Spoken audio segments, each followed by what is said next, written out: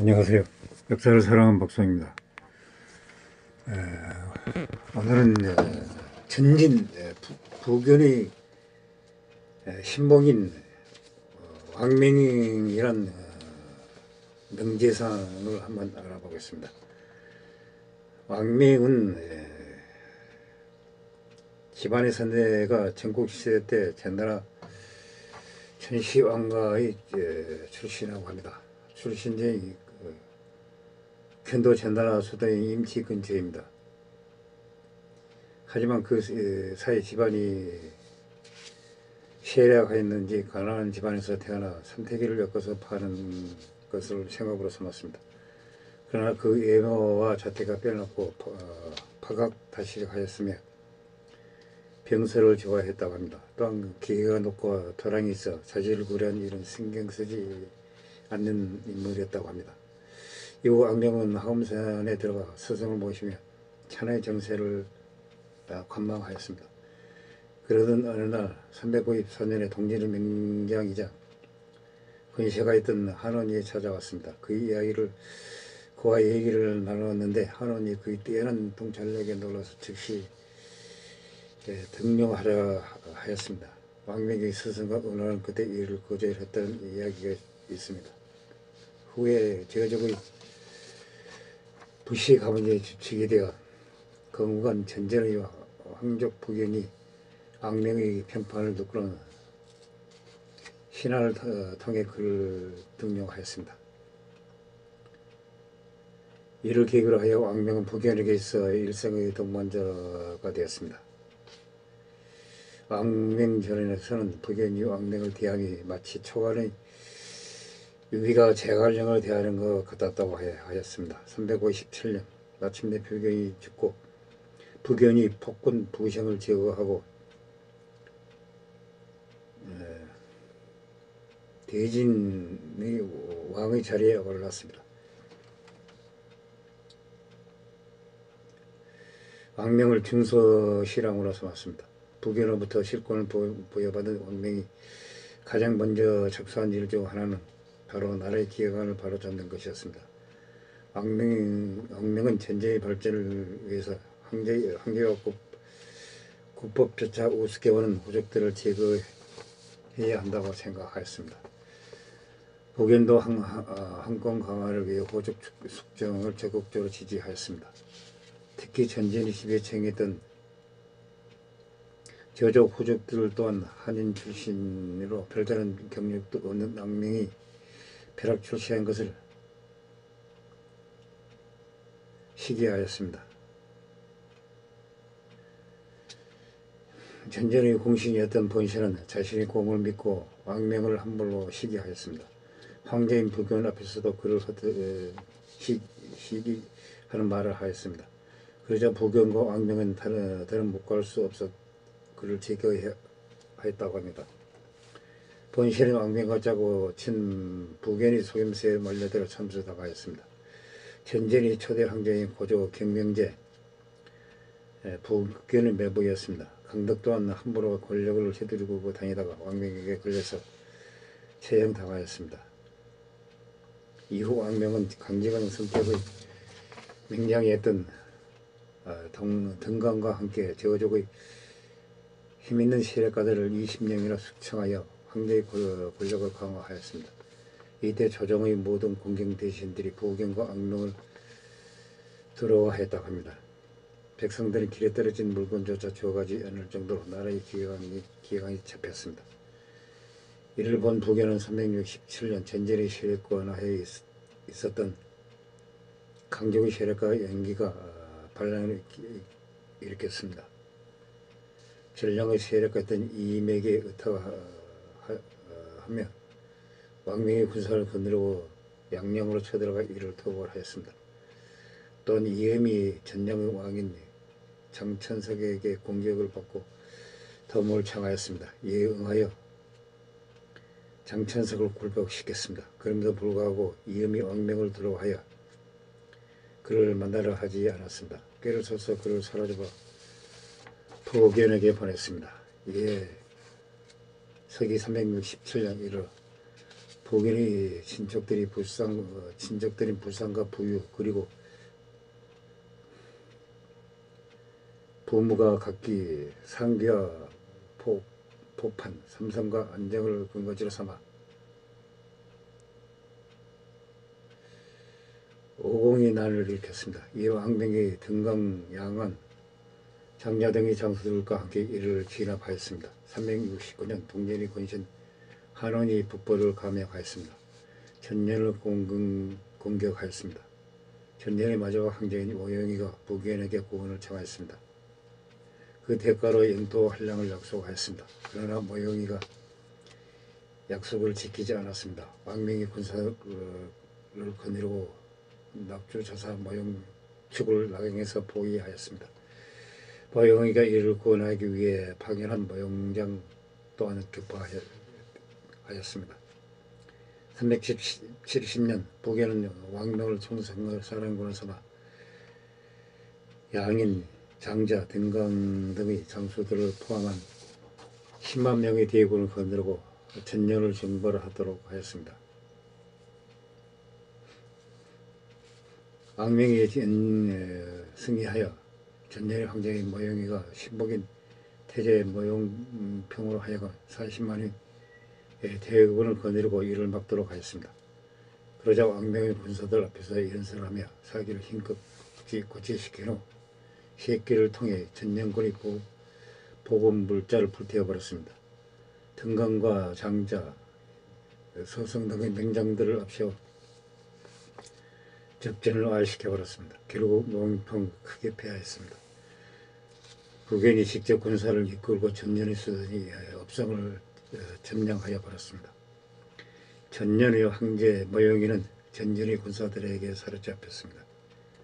세대인 라이벌이었던 전년을 물었던 전진은 관영과 관동을 모두 제패하게 되었습니다. 하복이 패자로 따르게 되었으며 1172년 왕명은 이 공로로 시위가 승상에 이르렀습니다. 이후 왕명은 375년 7월에 51세의 나이로 병사하였습니다. 그는 죽기 전에 주군인 북견에게 말하였습니다. 전전이 내실이 아직 튼튼하지 못합니다. 함부로 동진을 치지 말라고 하였습니다. 내부의적인 선비족과 강족을 경계할 것을 신신당부하였습니다. 왕명이 죽자 북견은 크게 슬퍼하며 태자인 북경에게 말하였습니다. 하늘이 내가 천하통일을 일으키를 원치 않는 마이다. 어찌 내게서 왕명을 빨리 데려간단 말인가 하고 울었다고 합니다. 왕명이 살아있을 때는 황제 노릇하기가 참 쉽다고 생각하였다. 지금은 그렇지 않다. 지금 내가 어찌 이런 어리석은 이들과 일을 하게 되었단 말인가. 왕명이 죽은 뒤로는 북견이 그전과는 달리 상당히 신경을 써서 가로했다고 합니다. 그 과정에서 다른 신하들이 다들 왕명에게 미치지 못함을 새삼 통과하며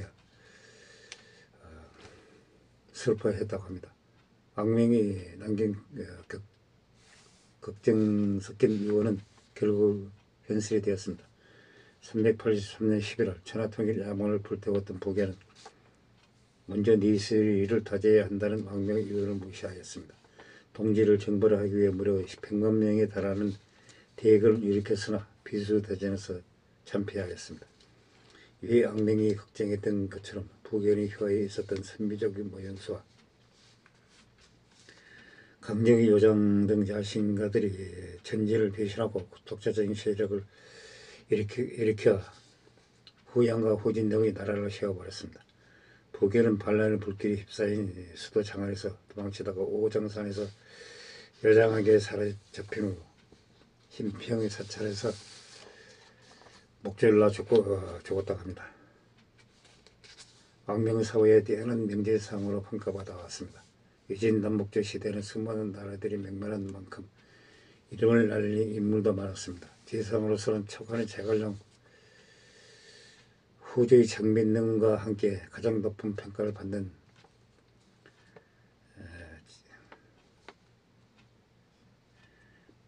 가장 높은 평가를 받았습니다. 더욱이 앙병은 단순히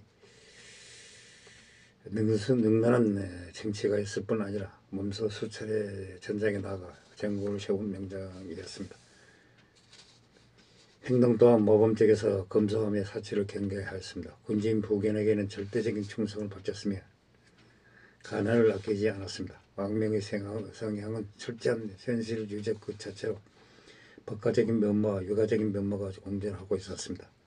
황제의 권력에 도전할 만한 호적들을 가차없이 처단하며 국법을 철두철미하게 적용하여 국가의 혈관을 잡았습니다. 분명 왕명의 모습은 법가적이었다고 할 수 있습니다. 또한 학문을 권장하며 국가의 교육 제도를 정비하여 귀족의 자제들에게 유학을 보급하는 데 힘썼습니다. 부견은 이런 왕명을 위비가 제하고 공명을 대하듯 의대하면서 그 누구와도 신임하였습니다. 왕명의 현실주의적 면모는 그가 평생 섬겼던 부견의 이상주의적 면모는 대조적이었습니다. 황제인 부견은 자신에게 항복해왔던 이민족들하고 친족들이 자신을 대범하더라도 이를 진함하는 후에는 대범하게 사면에서 여행에 그치거나 혹은 다시 중용하여 변방의 방언을 튼튼히 하는 포용책을 펼쳤습니다. 왕명은 정반대로 황제의 권력에 입이 될 만한 것들은 허용치 않고 즉시 처단하였습니다. 그가 죽어가면서 부견의 동지를 정모하는 것보다 부견의 휘하에 들어온 선비족과 강족 등 이민족들을 지휘하는 것이 급선무라고 하였습니다. 이런 왕명의 성향은 단적으로 보여주는 예입니다. 전진 내부의 권력적 위험 요소들을 깡그리 정리한 왕명의 법가적 통치술과 이민족들에게 대한 포용책으로 민심을 얻고 급격한 속도로 세력을 확장했던 부견의 포용적 통치술은 실제로 전진의 내실과 외강을 모두 다지는 데 크게 기여한 것입니다. 겉으로는 보기에는 부견과 왕명의 성향이 매우 딴판으로 보이긴 하지만 사실은 서로의 장단점을 보완해주는 이상적인 군신관계였던 것입니다. 그러나 왕명의 죽은 후에는 이런 균형이 망가지면서 전진은 끝내 파악을 맞이하였습니다. 비수대전에서 참배하러 그동안 부견이 넓은 마음으로 받아들였던 이민족들이 일제히 반란을 일으켜 한때 하복을 동일했던 전진은 그대로 산산조각에 나버리고 말았습니다. 장남 왕령은 부견의 서장자이자 4대 항자였던 평제의 부비를 연단의 형태에서 보호자 하다가 서연은 이 모형령과 쟁변한 과정에서 전사하였다고 합니다. 훗날 후에는 영토 상당 부분을 거둬들인 부귀 태조 도무제 탁발귀가 왕령의 아들 왕한을 그 유명한 왕령의 손자라는 이유로 특지한 일이 있었습니다. 왕명의 명성은 선비 탁발부가 세운 부귀에 돋게 알려져 있었습니다.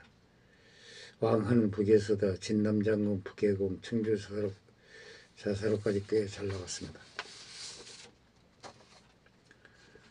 천안 왕피는 왕명사와 낮은 지위에 불만을 품고 주어미 고조 갱명제 부교는 황자 동해공 부양과 반란을 모의하다가 부견에게 적발되었습니다.